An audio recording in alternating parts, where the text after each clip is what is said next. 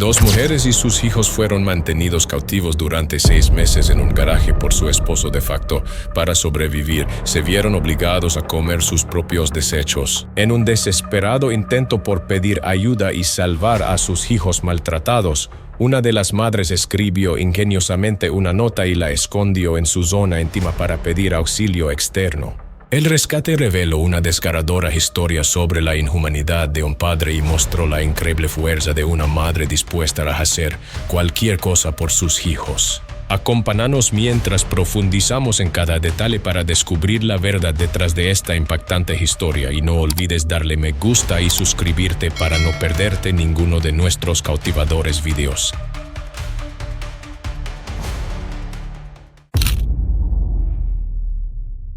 El 1 de abril, una empleada de una oficina de correos en un pueblo notó que una pareja actuaba de forma extraña. Observó a la mujer con atención y sintió que algo no andaba bien, como si la mujer guardara un secreto que no podía expresar. Cuando fue el turno de la pareja para recoger cupones de alimentos, un cliente le dio una palmada en el hombro al hombre.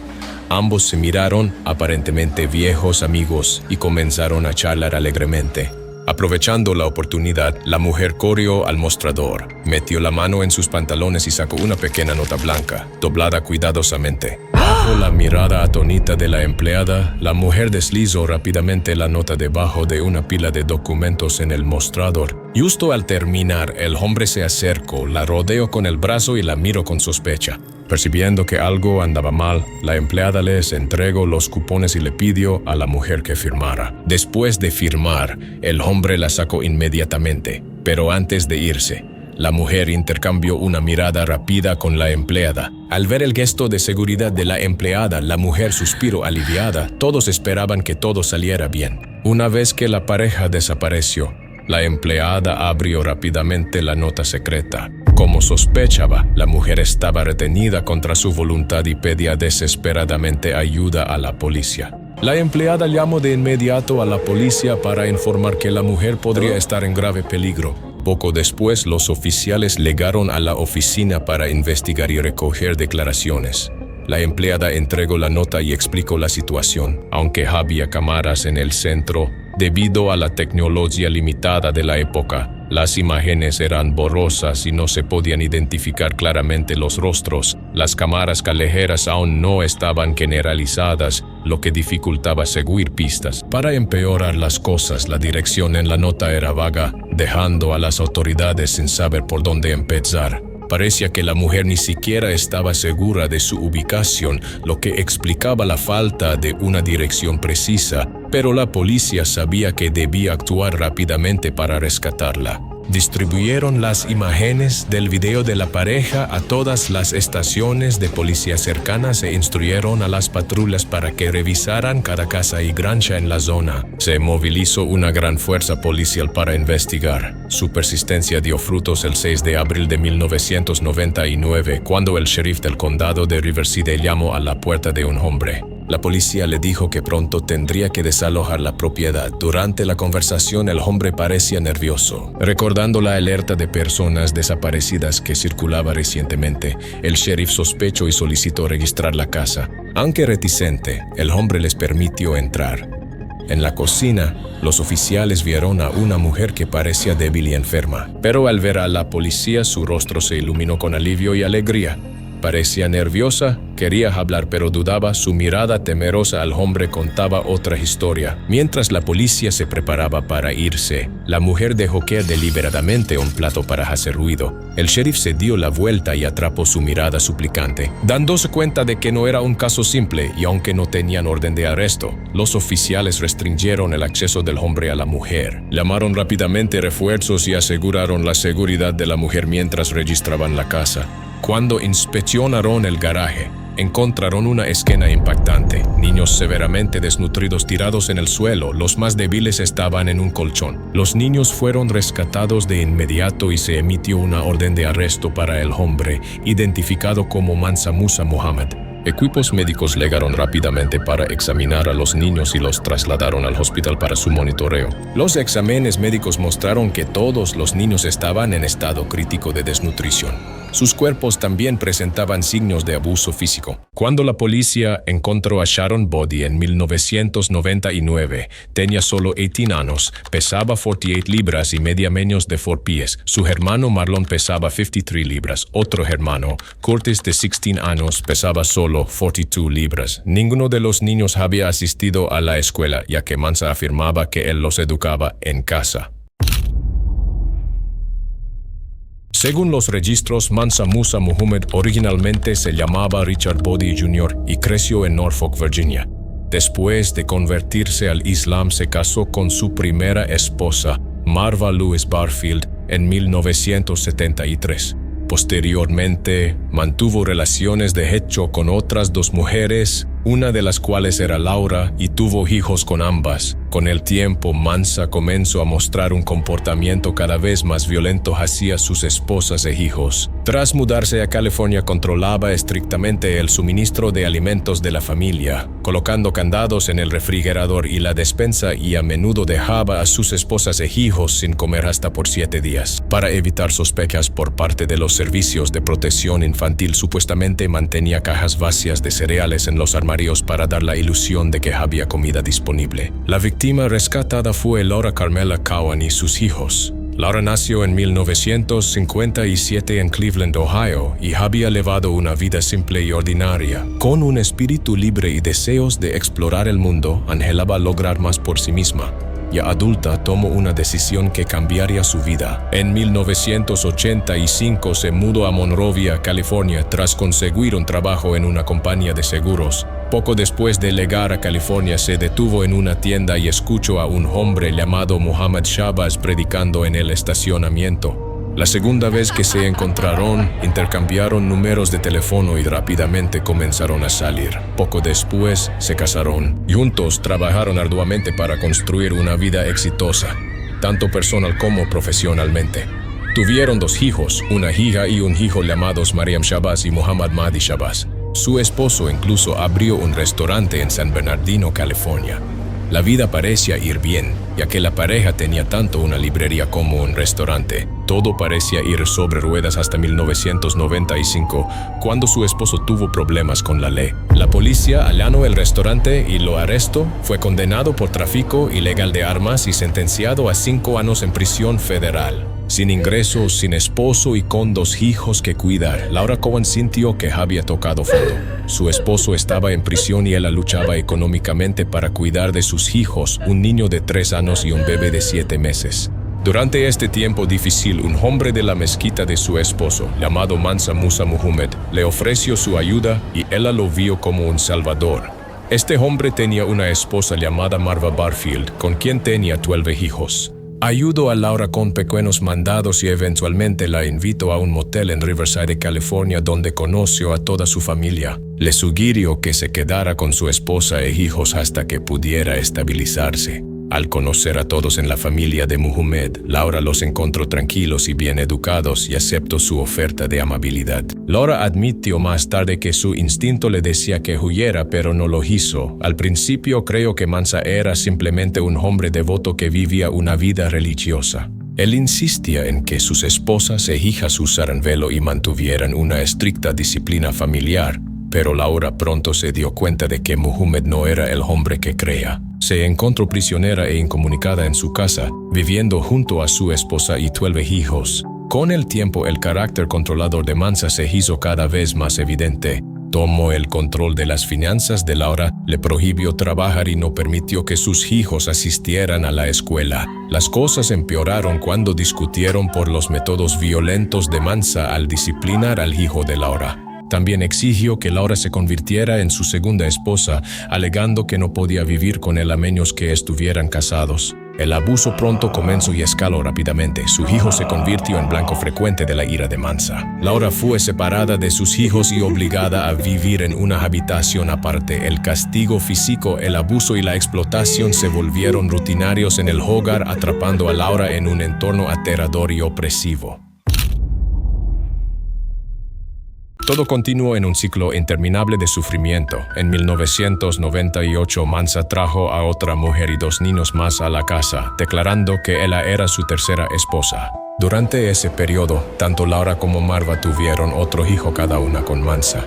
Posteriormente, trasladó a todo el grupo a una nueva casa en la zona rural de Aguanga, California. Ali, Mansa convirtió el garaje para 3 autos en 2 secciones separadas, obligando a Laura y a la tercera esposa, junto con sus hijos, a vivir en ese espacio durante aproximadamente 7 meses, hasta que la policía finalmente intervino.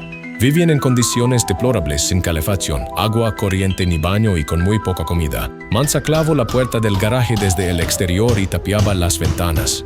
Dentro, dormían sobre colchonetas delgadas y usaban jarras de plástico como baños. Laura dijo que estaba aislada, sufría abusos físicos y regularmente la dejaban sin comer. Mansa solo le permitía llevar los baldes de desecos al patio trasero cada 2 días. Las 2 mujeres y sus hijos rara vez podían salir del garaje y tenían prohibido usar el teléfono sin supervisión. Laura recordó que Mansa siempre estaba enfadado, como si caminaran sobre hielo delgado. Todos debían tener cuidado con lo que decían o lo harían estallar. Castigaba físicamente a los niños por cosas mínimas como no levantarse temprano para rezar. A veces entraba a la habitación y les arrojaba un balde de agua mientras dormían. Cuando se le preguntó por qué no se fue tras descubrir su verdadera naturaleza, Laura explicó que lo había intentado, pero Mansa no se lo permitía. Él la calmaba, la convencía de abandonar la idea. Una vez intentó escapar dejando una nota en el baño de una tienda, pero Mansa la descubrió, pensó que sería su último intento de huida. A veces Mansa la llevaba al pueblo para ayudar con los restos de su antiguo negocio. Ganaba dinero vendiendo cupones de alimentos y cobrando la seguridad social, pero gastaba la mayor parte en sí mismo, dejando al resto de la familia al borde del hambre. Racionaba estrictamente la comida para todos, excepto para él. Cerraba con llave los armarios y encadenaba el refrigerador. Los niños dijeron que él comía como un rey mientras él los pasaban hasta 7 días sin comida. Tenían que rogar o desbloquear a escondidas para robar algo de comida. Si los atrapaban, los castigaban físicamente o los obligaban a estar de pie en una esquina toda la noche. Laura recordó un incidente especialmente horrendo en el que Mansa cavó un hoyo en el patio trasero y obligó a los niños a saltar dentro. Lo llenó de tierra hasta el pecho de los niños y les untó miel para atraer hormigas, causando dolorosas picaduras. Este era un método de control psicológico que forzaba la obediencia a través del miedo y el castigo. El ambiente se volvió tóxico y manipulador. Incluso las esposas y los hijos eran enfrentados entre sí para ganar el favor de su abusador. Laura reveló que esta crueldad era sistemática, diseñada para dominar a las víctimas mediante el miedo y la desesperanza. Era cíclica e implacable. Cuando Laura dio a luz a una hija, el bebé fue inmediatamente arrebatado y entregado a la primera esposa de Mansa. Esto fue otra forma de encarcelar emocionalmente a Laura. La primera esposa también manejaba las finanzas del hogar, incluida la administración de los beneficios públicos. La familia recibía $4,000 al mes en asistencia pública, todo lo cual iba a parar a Mansa. Una vez, Laura convenció a Mansa de que la dejara salir al patio trasero con los niños, diciendo que necesitaban aire fresco y sol. Pero en realidad escribió la palabra ayuda en un papel y lo arrojó al patio de un vecino con la esperanza de que alguien lo viera. Unos días después, un trabajador social llegó para una visita de rutina. Vio hileras de cajas de cereales, lo que hacía parecer que los niños estaban bien cuidados. Cuando el trabajador social pidió hablar con los niños, Mansa lo distrajo e impidió una inspección más profunda de la casa. Un día, Laura se alarmó cuando el abdomen de su hijo se distendió, efecto de la desnutrición y la deshidratación. Su piel colgaba y se volvió pálida. Suplicó a Mansa que lo llevara al hospital, pero él se negó. En ese momento, algo dentro de Laura se quebró. Buscó entre cajas en el garaje y encontró un viejo paquete de papel y un bolígrafo. Estaba decidida a luchar. Comenzó a grabar en secreto cintas de audio y a documentar los actos crueles del hombre, compilando 26 páginas de evidencia. Pocos días después, cuando la llevaron a la oficina postal de Aguanga, discretamente entregó la carta a un empleado. Días después, la policía llegó y rescató a las 3 esposas de Mansa y a todos los niños, liberándolos finalmente del entorno opresivo.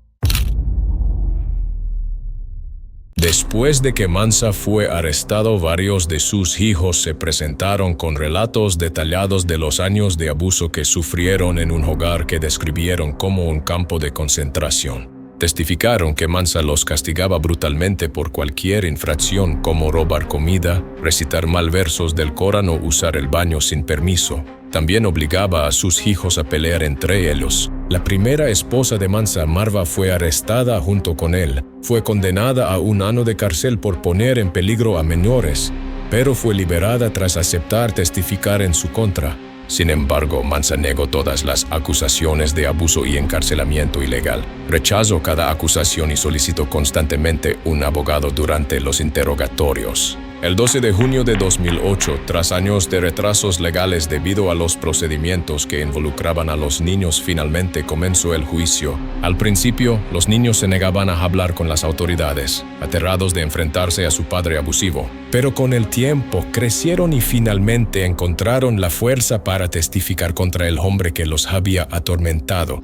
Querían verlo en prisión por todo el dolor que les había causado. Sharon Bodier, ahora de 27 años, una de las hijas de Mansa, dijo al jurado que había ganado peso y comenzado a sanear desde el arresto de su padre 9 años antes. Tras ser colocada en hogares de acogida o grupales, su cuerpo aún mostraba cicatrices del abuso. Recordó haber sido expulsada de la escuela en 2º grado por huir constantemente y robar almuerzos de otros niños. Hablando en un tono plano y sin emociones, dijo que podía pasar una semana sin comer ni siquiera beber agua, atormentada por recuerdos de ser golpeada por intentar sacar comida del refrigerador. Uno de los hijos de Mansa testificó que fue atrapado robando comida y obligado a comer todo lo que había tomado hasta vomitar. Luego fue obligado a comerse su propio vómito. Otra hija dijo que se le ordenó alimentar a su padre mientras a ella se le negaba cualquier comida. Todos los hijos, ya adultos, testificaron que Mansa a menudo los obligaba a pelear entre ellos cuando no los castigaba físicamente él mismo. Mansa desestimó de inmediato sus testimonios como exagerados y falsos, acusándolos de mentir por odio y ganas de culparlo. El abogado Baldwin declaró que Mansa no tenía trabajo y vivía de los beneficios sociales, reportando a sus hijos ante las autoridades y explotando el sistema. Baldwin también advirtió que la defensa podría intentar culpar a las esposas, responsabilizándolas por no haber intervenido. Mansa dijo a las autoridades que sus creencias islámicas le permitían tener múltiples esposas e insistió en que sus acciones eran legales. Cada hogar tiene sus propias reglas, afirmó. Marva Louise Barfield, de 53 años, su primera esposa y madre de 14 de sus hijos, testificó que había seguido las instrucciones abusivas de su esposo por temor a perder la vida. Dijo que se casó con Mansa a los 18 años y había sido agredida y amenazada de muerte múltiples veces durante los 26 años de matrimonio. Su estado mental se había deteriorado tanto que era completamente sumisa y obediente a Mansa. Marva cumplió 17 meses en la cárcel por su papel en el caso y se declaró culpable de un cargo de poner en peligro a menores como parte de un acuerdo para testificar contra él. Laura Cowan, su segunda esposa, también testificó que Mansa controlaba sus cuentas bancarias y finanzas.